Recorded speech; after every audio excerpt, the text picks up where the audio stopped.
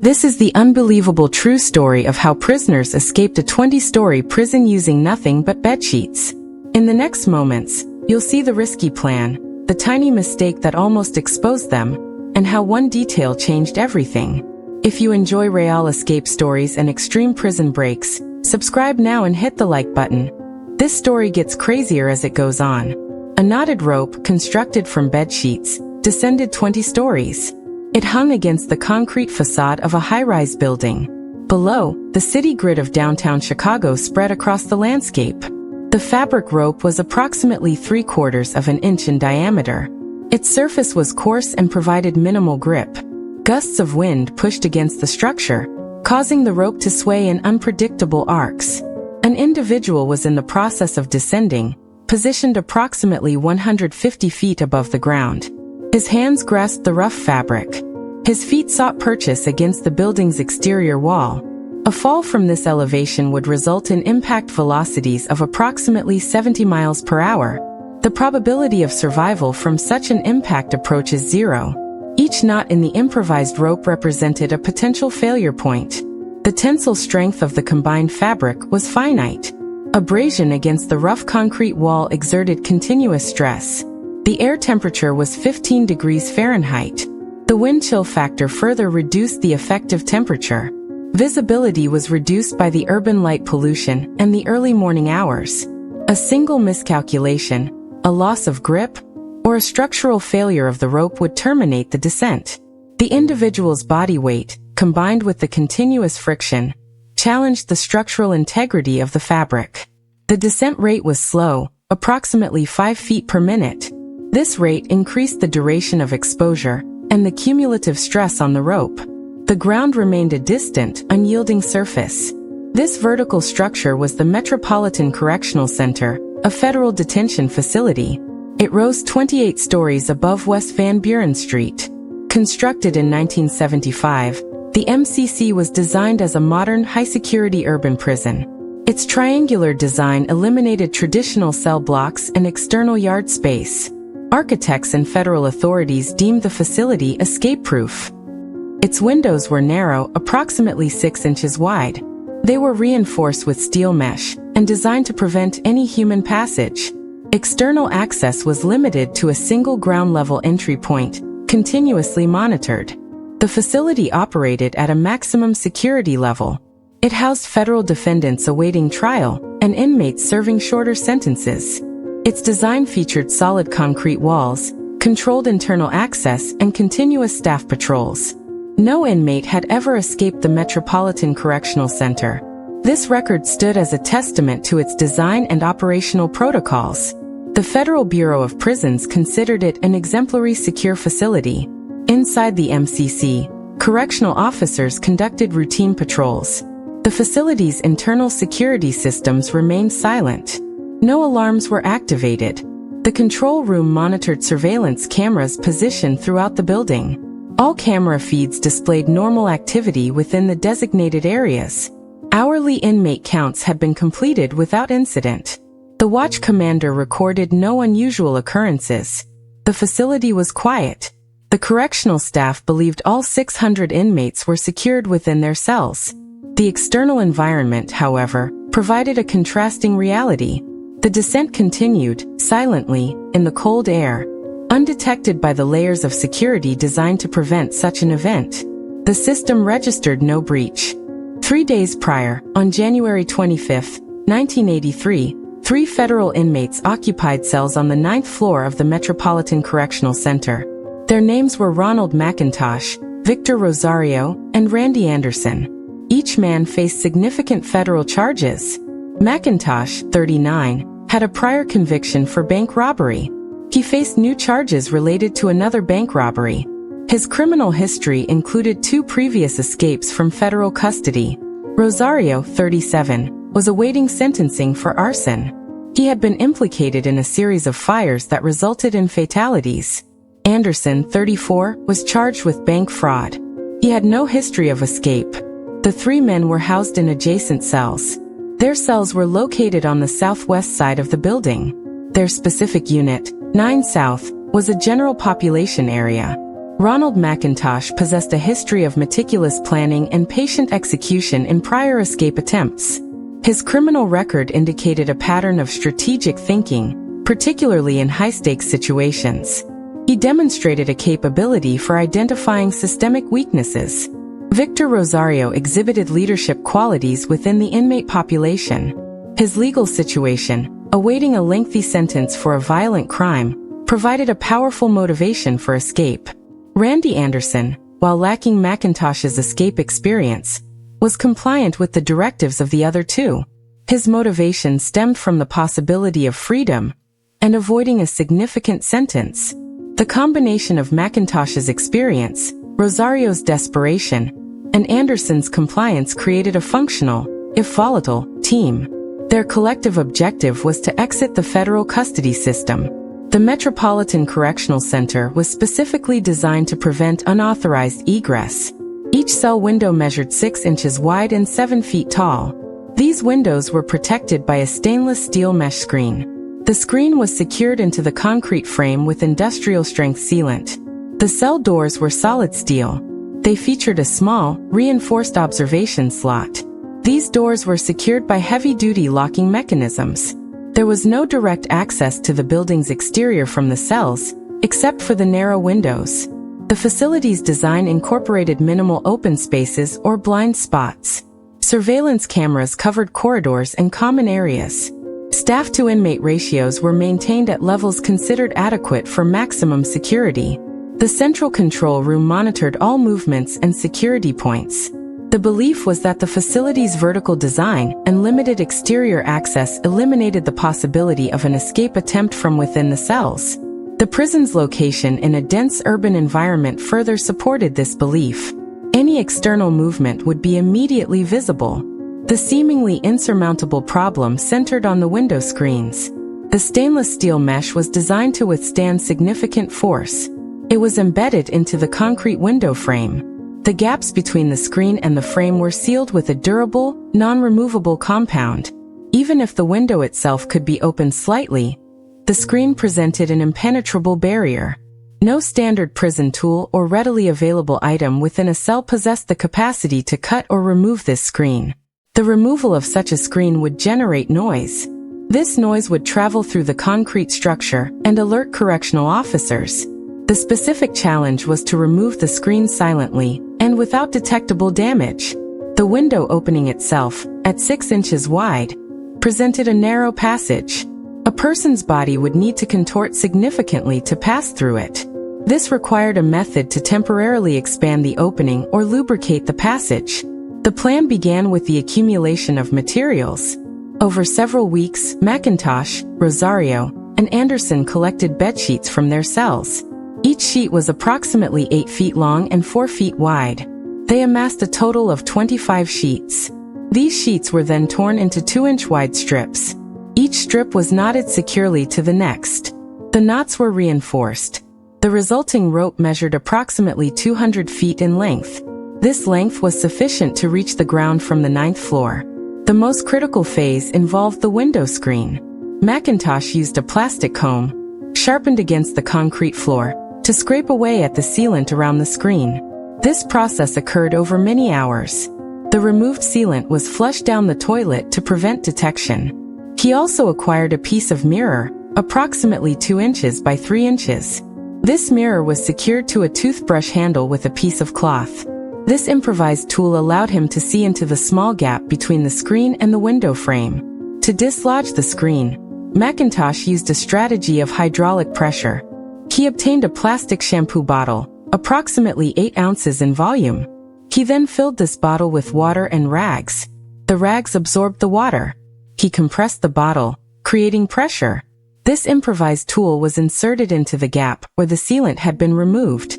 The pressure, applied repeatedly over days, slowly dislodged the stainless steel screen from the concrete frame. This process was quiet. It did not produce vibrations detectable by officers. The screen was eventually loosened to a point where it could be rotated inward. The rotation created an opening approximately 8 inches wide and 7 feet high. This was sufficient for a human body to pass through, albeit with difficulty. Deception was integral to the plan. The inmates observed the hourly patrol schedule of the correctional officers. They noted the frequency and timing of checks. During these checks, the loosened screen was rotated back into its original position. It was held in place with pieces of tape. This gave the appearance of an intact screen. To further mask their activities, they created a diversion. Using rags, string, and clothing, they constructed a dummy figure. This dummy was placed in one of the bunks, positioned to simulate a sleeping inmate. This was intended to delay discovery during the early morning count. The preparation required extreme patience. Any hurried action risked detection. The entire process from sheet collection to screen removal spanned approximately 6 weeks. The improbable object used in the escape was a plastic shampoo bottle. This seemingly innocuous item, repurposed and filled with water-soaked rags, became the key to breaching the hardened steel screen. The bottle, approximately 8 inches tall and 3 inches in diameter, was readily available in the inmates' hygiene kits. Its flexible plastic construction allowed it to be compressed. This compression created a focused hydraulic force. This force, applied with precision into the narrow gaps around the window screen, gradually eroded the industrial-strength sealant. The bottle, designed for dispensing liquid soap, was never intended as a tool for deconstructing prison infrastructure. Its adaptability for this purpose demonstrated an unforeseen vulnerability in the prison's security design. The operation was set for the early morning hours of January 28, 1983. At 1 a.m., the facility was quiet. The correctional officers maintained their regular patrol patterns. The weather outside was cold, with temperatures dipping below freezing. The wind speed was approximately 10 miles per hour. This created a wind chill factor that intensified the cold. Inside Cell 9 South, McIntosh, Rosario, and Anderson completed their final preparations. The bedsheet rope was gathered and secured. The dummy was placed in its position within the bunk. All extraneous materials were removed from the cell. They waited for the designated moment. The timing was critical to avoid the routine hourly checks. The next guard round was scheduled for 2 a.m. They needed to initiate the escape before this check. At 1:30 a.m., Ronald McIntosh moved toward the window. He manually rotated the loosened stainless steel screen inward. The opening was now fully exposed. He took the coiled bedsheet rope and secured one end to the steel bars of his cell window. He performed a series of pull tests to verify the knot's integrity. The rope was then lowered out of the opening. It descended along the building's exterior. McIntosh, as the most experienced escapee, initiated the descent. He maneuvered his body through the 8-inch wide opening. His shoulders and hips scraped against the concrete frame and the edges of the steel screen. His body pressed through the tight space. He then located the rope with his hands. McIntosh began his descent, facing the building's exterior. He placed his feet against the concrete wall. He used his arms and legs to control the rate of his movement. The improvised rope was rough. Its surface texture caused friction against his skin. The cold air created a physical response. His grip on the rope was continuous. The descent was slow. Each hand-over-hand movement represented a calculated risk. His body repeatedly contacted the wall. He reached the ground level after approximately 30 minutes of continuous descent. He then moved away from the building's immediate perimeter. Next, Victor Rosario prepared for his descent. He moved to the window. He repeated McIntosh's actions, navigating the narrow opening. His body also experienced friction against the frame. He secured his grip on the descending rope. Rosario's descent was similar in duration and method. He reached the ground. He also moved away from the building. Randy Anderson was the third individual to attempt the escape. He moved through the window. He grasped the rope. His body maneuvered through the restricted space. His descent followed the same procedure. He reached the pavement. The three men were now outside the Metropolitan Correctional Center. They regrouped briefly. They moved away from the area, merging into the urban environment. The entire escape, from the initial rotation of the screen to the last man reaching the ground, lasted approximately 1 hour. The men landed on the unadorned concrete pavement of West Van Buren Street. The street was largely empty at 2:30 a.m. They were free. There were no immediate alarms, no flashing lights, no security personnel. were present on the street level. The high-stakes, meticulously planned escape concluded in the silence of an urban sidewalk. The extraordinary feat of descending 20 stories on an improvised rope was met with the mundane reality of streetlights and parked vehicles. The men simply walked away from the base of the prison. They moved eastward on Van Buren Street, blending into the surrounding architecture. Their clothing was standard-issue prison attire. This provided a contrast to the high-security environment they had just exited. The absence of immediate pursuit provided a surreal anticlimax to the perilous descent. The prison system did not register the escape for several hours. At 6:45 a.m., during the routine morning count, Correctional Officer William Johnson entered Cell 9 South. He observed the dummy positioned in one of the bunks. He immediately recognized the deception. A physical inspection of the cell revealed the unsecured window screen. The improvised rope was still attached to the cell bars, extending down the exterior of the building. Officer Johnson immediately reported the findings to the control room. The facility commander initiated an emergency lockdown.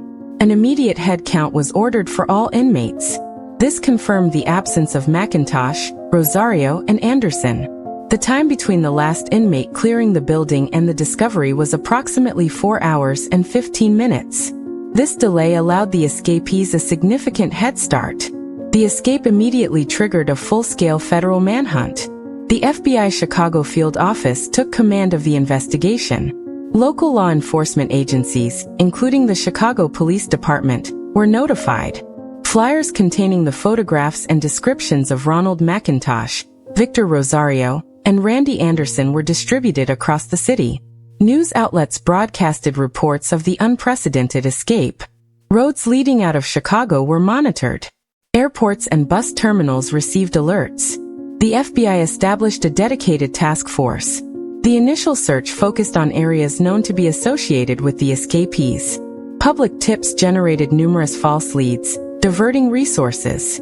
The scale of the search expanded to a national level within 24 hours. The perception of an escape-proof prison had been shattered. The capture of the 3 escapees occurred sequentially, each driven by their individual actions. Randy Anderson was the first to be apprehended.